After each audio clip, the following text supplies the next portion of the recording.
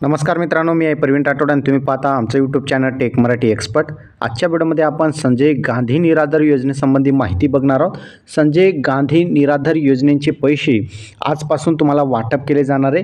3,000 रुपये थेट शेतकऱ्यांच्या जे लाभार्थी आहेत त्यांच्या बँक खात्यामध्ये जमा केले जाणार आहे। यासंबंधी शासन निर्णय आज आपण बघणार आहोत आणि शासन निर्णयामध्ये जे आहेत संजय गांधी राष्ट्रीय निराधार योजनेअंतर्गत कोणकोणत्या लाभार्थ्यांना पैसे जमा करण्यात आलेले याची संपूर्ण माहिती बघूया। तर चला व्हिडिओ स्टार्ट करूया।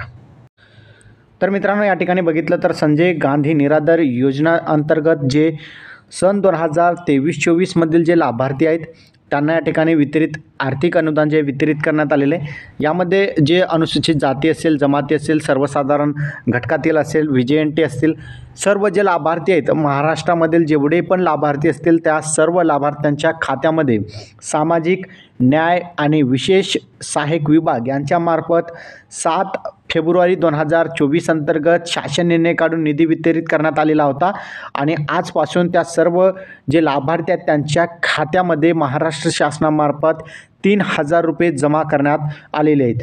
आता 3,000 रुपये हे कसे जमा करण्यात आलेले आहेत लक्षात ठेवा, यामध्ये त्यांनी माहितीसुद्धा दिलेली आहे। कोणकोणत्या महिन्यांचे या ठिकाणी जे निधी आहे जे लाभार्थी आहेत त्यांच्या बँक खात्यामध्ये जमा करण्यात आलेले। सर्वात अगोदर बघितलं की यामध्ये जानेवारी महिना आहे।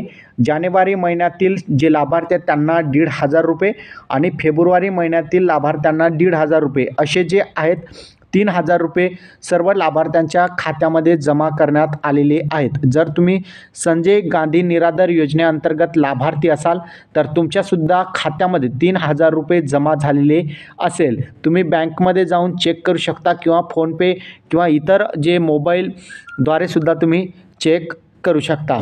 हा व्हिडिओ तुम्हाला कसा वाटला नक्की कमेंटमध्ये सांगायचा विसरू नका। चॅनलवर नवीन असाल चॅनलला सबस्क्राईब करा। इथेच थांबूया। जय हिंद, जय महाराष्ट्र।